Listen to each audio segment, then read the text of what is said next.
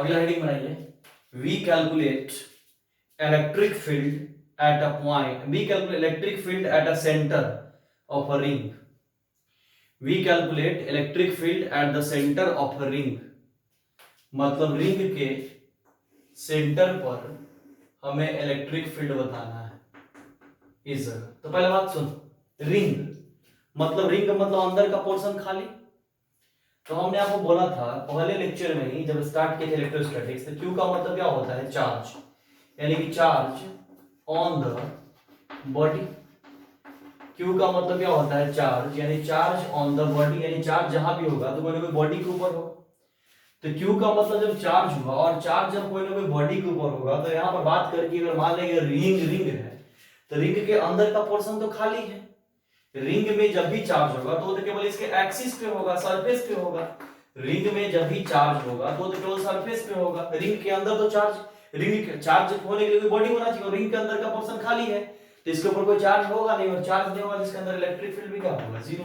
यानी याद रखिएगा, रिंग के सेंटर पे इलेक्ट्रिक फील्ड ईसी, मतलब ई एट द सेंटर, ऑलवेज क्या होता है, जीरो। बात एकदम अच्छे से समझ में आ गया होगा कि रिंग के केस में जब भी चार्ज होगा तो रिंग के सरफेस के ऊपर होगा, रिंग के सेंटर पे कोई चार्ज नहीं होगा, और रिंग के सेंटर पे जब कोई चार्ज नहीं होगा तो वहां सेंटर पे इलेक्ट्रिक फील्ड क्या होगा, जीरो। तो क्या क्लियर होगा बच्चा? चल अब क्या करते हैं कि अब हम रिंग के एक्सिस पर अब निकालेंगे, ठीक है, इसको नोट करके हटा पहले। ये तो सिंपल बात समझ गए होगे, स्क्रीन पॉज मारो, लिख लो।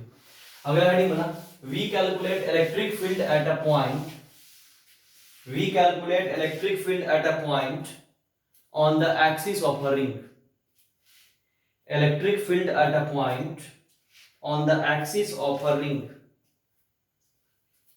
electric field at a point on the axis of a ring। अब देखो बड़ा आसान है, बड़ा मजा आएगा पढ़ने में, ठीक है सर। 11 इतना अच्छा पढ़ाए हुए हैं कि सब में दिक्कत ना होना चाहिए।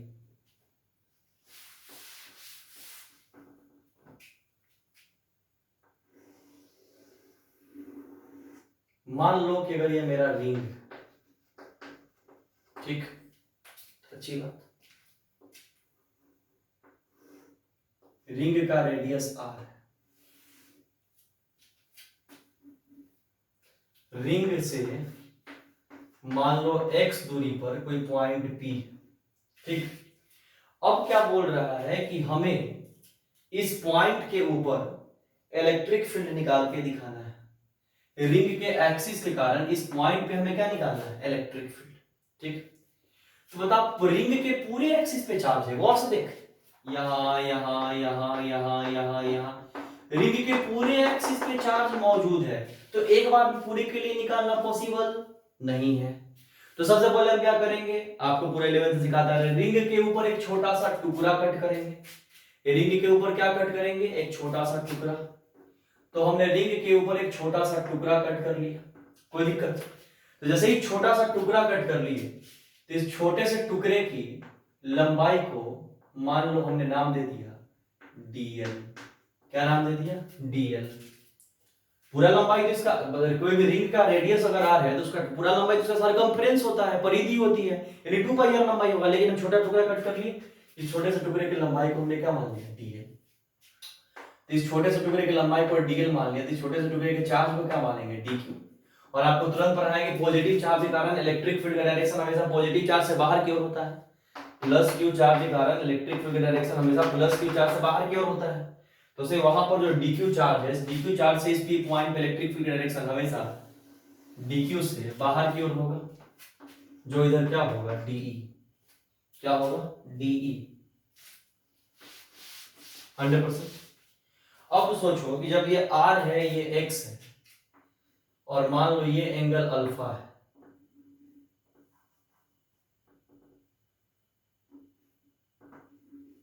और ये एंगल अगर अल्फा है और ये DE है, तो DE का कंपोनेंट दो कंपोनेंट, एक होगा अल्फा यहां तो अल्फा भी यहां, तो DE cos अल्फा, और एक यहां पर क्या होगा, DE sin अल्फा।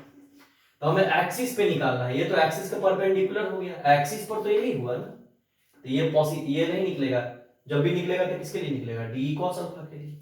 बात समझ रहे हो मुझे? परपेंडिकुलर के लिए हमें एक्सिस पर निकालना है, तो एक्सिस तो यही लाइन है जी, तो इस लाइन पे क्या है, डी कॉस अल्फा, तो इसके लिए निकालेंगे, इसके लिए पॉसिबल नहीं। अब देखते हैं चार्ज इलेक्ट्रिक फील्ड निकालते थे पॉइंट चार्ज के कारण, तो क्या लिखते थे, मान लो कि ए पॉइंट है, ये पी पॉइंट है, ये क्यू है, तो पॉइंट चार्ज से दूरी अगर आर लेते थे तो इलेक्ट्रिक फील्ड लिखते थे ना 1/4 pi epsilon 0 q by are square, लिखते थे कि नहीं लिखते थे? बात समझ में आ रहा होगा? मतलब बच्चा कि पॉइंट चार्ज के कारण इस पॉइंट पे electric field 1/4 pi epsilon 0 Q बटा आर स्क्वायर लिखते थे। तो वैसे ही यहां पर तू सोच कि जब इतना लिखते थे, इसमें जब कोई डाउट नहीं है, तो यहां पर तू सोच, तुम्हें यहां दिखाई देगा इस dq के कारण इस पॉइंट पे इलेक्ट्रिक फील्ड निकालना है, तो ये दूरी भी चाहिए होगा, तो ये दूरी कितना हो जाएगा, ये x ये r, तो ये दूरी हो जाएगा root under r square plus x square. तो यहाँ पर डी पहले निकालेगा, तो डी कितना आएगा 1/4 pi epsilon 0 dq by root under capital R square plus x square का होल स्क्वायर। तो इसको सॉल्व करिएगा, तो डी कितना आ गया 1/4 पाई एप्सिलॉन 0 dq बटा r square plus x square. ठीक है, अब इतना आ गया, तो dq का वैल्यू पहले निकालना है। तो खुद सोच कि रिंग का पर टोटल चार्ज मान ले q था, तो खुद सोच क्या लिखेंगे, रिंग का टोटल लंबाई कितना होगा 2 पाई r, तो क्या लिखेंगे 2 पाई r लेंथ में कितना चार्ज है, q चार्ज। 2 पाई r लेंथ में कितना चार्ज, q चार्ज, तो एक लेंथ में कितना चार्ज होगा, q by 2 pi r charge. 2 pi r length में कितना चार्ज, q चार्ज, तो एक लेंथ में कितना चार्ज, q बटा 2 पाई r चार्ज। तो हमें लंबाई कितना मिला हुआ dl, तो dl लेंथ में कितना होगा, q by 2 pi r into dl charge. तो इस लंबाई का चार्ज जो है वो तो dq ही ना, यानी dq बराबर क्या आ गया, q बटा 2 पाई r इंटू dl। पक्का वो q बटा 2 पाई r इंटू dl 100% हम तोड़ तोड़ के बना रहे हैं, तो dq को यहाँ रख देंगे, तो d बराबर क्या आ जाएगा 1, तो 1/4 पाई एप्सिलॉन 0 को k रख दे। इसको चाहेंगे तो k भी तो लिख सकते हैं, k का वैल्यू इतना, तो डायरेक्ट लिखेगा, तो k क्या होगा dq के जगह पर q बटा 2 पाई r इंटू dl, और बटा क्या होगा r square plus x square. ठीक, d मेरे बच्चे इतना आ गया, अब d आ गया, अब हम निकालेंगे आगे, पहले इतना को नोट कर लो।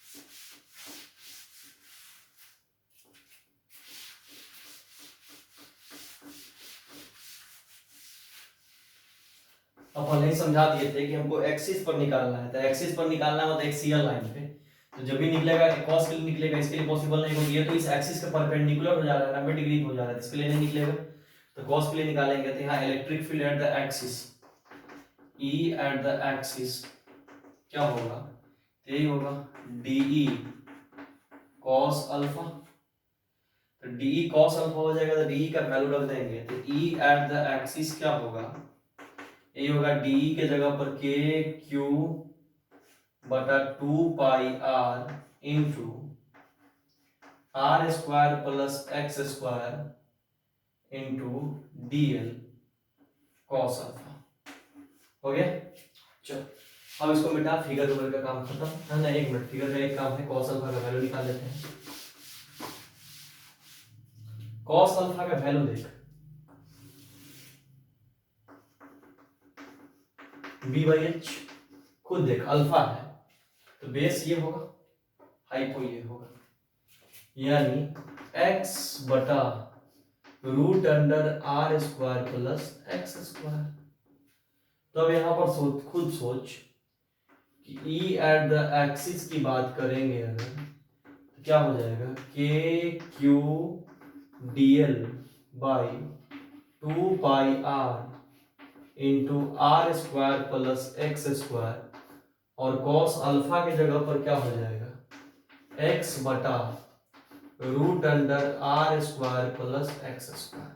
ठीक, और रूट हटा के पावर में कर देगा, तो रूट हटा के पावर में 1/2 कर देगा। तो डायरेक्ट देखो, इसका रूट हटा के पावर में 1/2 करेगा तो ये 1/2 और ये 1, तो बेस सेम है तो 1 + 1/2 3/2 हो जाएगा। तो अगला स्टेप डायरेक्ट लिख देते हैं ई एट द एक्सियल, माने एक्सिस पे क्या होगा के क्यू बटा 2 पाई आर, के क्यू बटा 2 pi are into X D L, और बटा क्या होगा तो R square plus x square का पावर 3/2।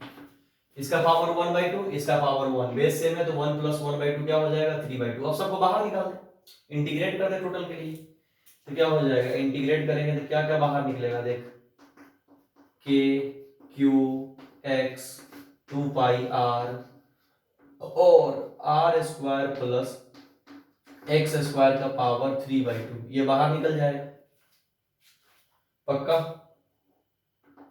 बचेगा क्या इंटीग्रेशन में डीएल, क्या बच जाएगा डीएल, और डीएल का लिमिट कहां से कहां तक, 0 से 2 पाई आर। तो 0 से 2 पाई आर रेंज में जब लिमिट लगाइएगा तब क्या हो जाएगा ई एट द एक्सिस हो जाएगा आपका के क्यू एक्स बटा 2 pi are into are square plus x square का पावर 3/2, और डीएल का क्या हो जाएगा upper limit minus lower limit, यानी कि 2 पाई आर माइनस 0, यानी 2 पाई आर बचेगा, 2 पाई आर से 2 पाई आर उड़ जाएगा, तो फाइनल रिजल्ट यही आएगा E at the axis k q x बटा r square plus x square का पावर 3/2।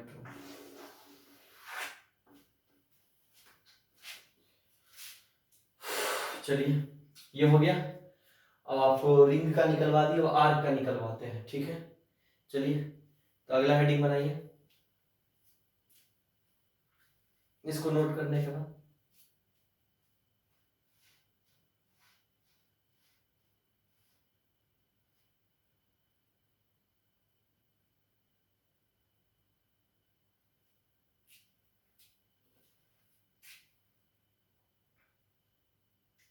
स्क्रीन पॉज करके आप लोग लिख लीजिए, और लिखने के बाद अब हेडिंग बना लीजिए कि we calculate electric field, we calculate electric field at the center of a arc, we calculate electric field at the center of a arc, arc के सेंटर पर हमें इलेक्ट्रिक फील्ड निकालना है।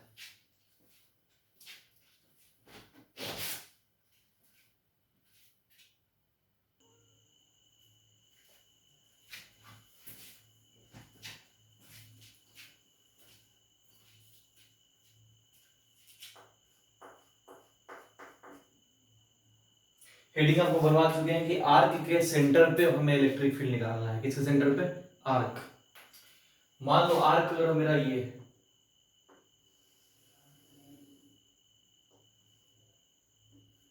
ये और आसान है, चलो रुक, आर्क बनाने से अच्छा कि सर्किल, रुक जा, अच्छा नहीं है, एक बार और ट्राई करते हैं, फिर जैसा बनेगा छोड़ देंगे। चलो ये मान लो सही बना, आर्क है, ये मान लो सेंटर है, अब ठीक है, मान ले कि आर्क है और हमने सेंटर बना दिया, ठीक। एक और कलर का चौक लेंगे पहले हमें, चल, आर्क है, सेंटर है, ये हमने एक्सिस ले लिया, इसी एक्सिस के लोग निकालना है सेंटर, ठीक। तो पढ़ा है आर्क में जब एक्सिस के लोग निकालना है तो पहले रेडियस,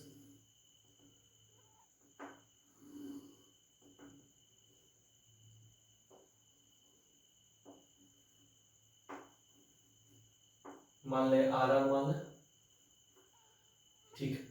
ऐसे आर आर, ये तो रेडियस समझते हो, सेंटर से हर एक पॉइंट की दूरी आर आर, ये आर आर, ठीक, कोई दिक्कत? तो पढ़ा है कैसे बनाते हैं इसको? तो पढ़ा है कि सबसे पहले छोटा सा एलिमेंट कट करेंगे, कट कर लिए छोटा सा एलिमेंट, ये दूसरे कलर की चौक से इस पे से ऐसे कर रहे हैं, कोई दिक्कत? और कैसे बना रहे हैं? तो आपको सिखाया गया था कि आर को आर के केस में थीटा पे जाएंगे, किस पे जाएंगे? थीटा पे जाएंगे, और तब क्या लेंगे? D theta. थीटा पे गए और क्या ले लिए? D theta. देख मेरे साथ अच्छे से दिख रहा होगा पक्का? एक और कलर का चौक खोजने दे, खोजने दे, मिला। अब मान ले ये पूरा थीटा पे जाके डी थीटा ले लिया, और इसको ये पूरा एंगल देख, येलो कलर से लिखे इसलिए तुमको दिखेगा, ये पूरे एंगल को हमने येलो कलर वाले को मान लिया फाई। क्या मान लिया? हम बाहर लिख दे रहे हैं, बाहर क्या अंदर में लिखते हैं, पूरे एंगल को मान रहे हैं फाई। क्या मान रहे हैं? फाई। ये थीटा पे गए, डी थीटा ले लिए, इसका रेडियस भी आर आर, और इतना दूर के चार्ज को मान लिए हमने डी क्यू। क्या मान लिया? D Q. कोई दिक्कत? तो खुद सोच, तो पढ़ा है कि पॉइंट चार्ज के कारण किसी पॉइंट पे इलेक्ट्रिक फील्ड का डायरेक्शन डीई जो होता है, तो पॉइंट चार्ज से वैसे आगे की तरफ, तो ऐसे इस डीक्यू चार्ज के कारण इस पॉइंट पे इलेक्ट्रिक फील्ड का डायरेक्शन जो डीई होगा, वो डीई हमेशा ये होगा, पक्का? इसमें तो मेरे समझ से कहीं कोई दिक्कत नहीं होना चाहिए, ये तो क्रिस्टल क्लियर होना चाहिए। तो अगर ये थीटा है तो ये भी थीटा होगा। गौर से देख, थोड़ा सा फिगर में टेढ़ा हो गया है, ध्यान से देख। अगर ये लाइन इस लाइन से अगर थीटा बना रहा होगा, तो फिर ये इस लाइन से भी तो थीटा बनाएगा, ये थीटा है तो ये भी थीटा होगा, तो ये डीई है, तो इस लाइन पे क्या हो जाएगा? डीई कॉस थीटा, और अलोंग द परपेंडिकुलर इस लाइन पे क्या हो जाएगा? DE sine theta. हम उम्मीद कर रहा हूँ कि बहुत तोड़ के पढ़ा रहे हैं, बहुत धीरे धीरे पढ़ा रहे हैं, आपको समझ में पूरा आ रहा होगा। ये सब 11th अच्छे से पढ़ाया गया, आप बोल रहे हो सर इसमें तो मजा आना चाहिए आप लोग को 100%। ये डी कॉस थीटा और ये क्या होगा? डी साइन थीटा, पक्का बात? चलो, तो खुद सोच कि डी साइन थीटा फिर परपेंडिकुलर, इसके लिए नहीं निकलेगा, जब भी निकलेगा तो अलोंग द लाइन, सेंटर पे निकालना है, along the axis. Along the axis electric field क्या होगा? अलोंग द एक्सिस यानी कि सेंटर पे ई एट सेंटर क्या होगा? D cos theta. अब इसको निकालना कैसे है वो देख।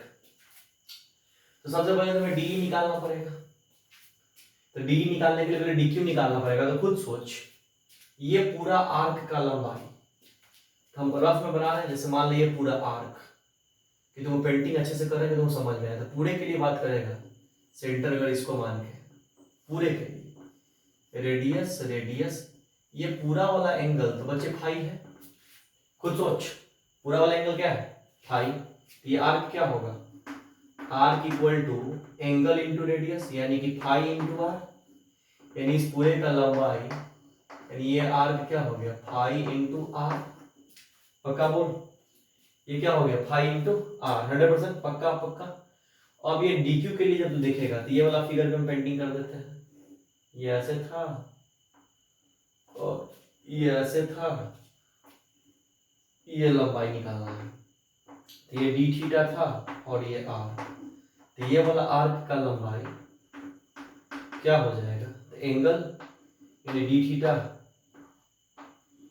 रेडियस यानी आर, ये आर का लंबाई इतना और ये वाले आर का लंबाई इतना, ये तो टोटल है।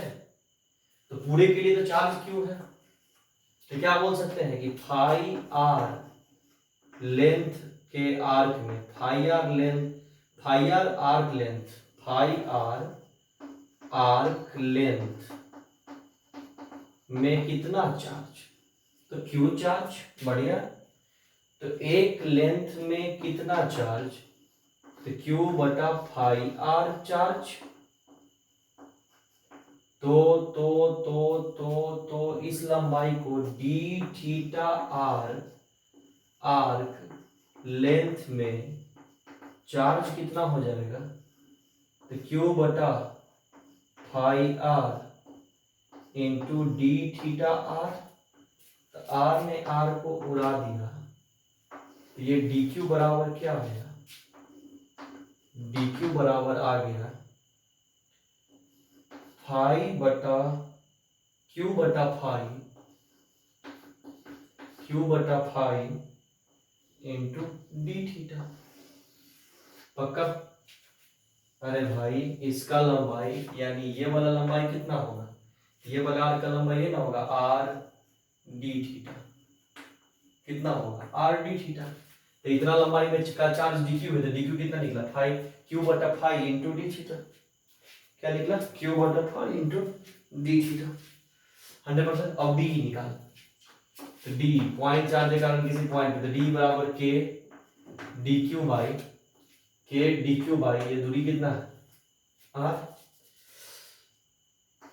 Are square. तो इस एक्सिस पे क्या है D E cos, E at the centre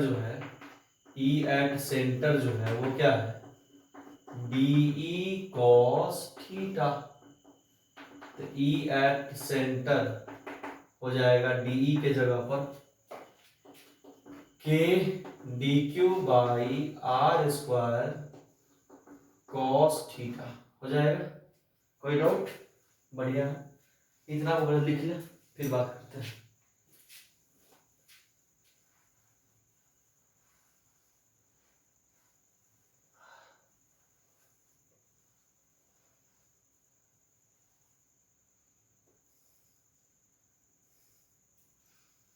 लिख लिया? उम्मीद कर रहा हूँ कि अच्छे से वो तोड़ तोड़ के एक्सप्लेन किया लिख लिया होगा। स्क्रीन को पॉज कर लो।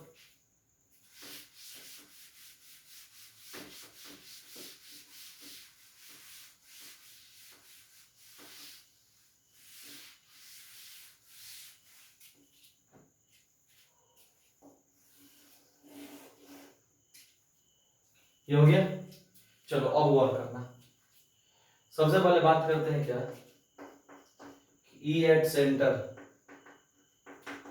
क्या हो गया के डी क्यू के जगह पर क्यू बटा फाई डी थीटा हो गया। के डी क्यू के जगह क्यू बटा फाई डी थीटा बटा आर स्क्वायर कॉस थीटा। ठीक है, अब क्या कर लेंगे ई एट द सेंटर जब निकालेंगे तब तो यहां पर क्या होगा के बटा आर स्क्वायर क्यू बटा फाई और इंटीग्रेशन में कॉस थीटा डी थीटा के क्यू बटा आर स्क्वायर फाई। हाँ, अब लिमिट की बात करते थे। देखिए ये पूरा एंगल फाई है, बीचों बीच सेंटर के ये पार्ट 5/2 और ये पार्ट 5/2। तो एक दाहिने तरफ पॉजिटिव लेंगे तो बाईं तरफ निगेटिव लेंगे, यानी लिमिट क्या लगाएंगे -5/2 से +5/2 पक्का। तो क्या होगा ई एट सेंटर निकलेगा, E at centre E C E N करना क्या होगा K Q by are square phi cos theta का इंटीग्रेशन साइन थीटा 5/2 से -5/2। तो upper limit minus lower limit, यानी sine 5/2 minus sine 5/2 plus sine 5/2, तो 2 साइन 5/2 हो जाएगा। यानी ई एट सेंटर हो जाएगा के क्यू बटा r square phi sine 5/2 minus sine 5/2। ठीक है, तो माइनस माइनस प्लस, तो ई एट सेंटर हो जाएगा k Q by are square phi और हो जाएगा sine 5/2 plus sine 5/2 directly 2 sine 5/2 2 sine 5/2 हो गया। तो इसको ढंग से अच्छे से सजा के लिख दें, यही मेरा रिजल्ट होगा।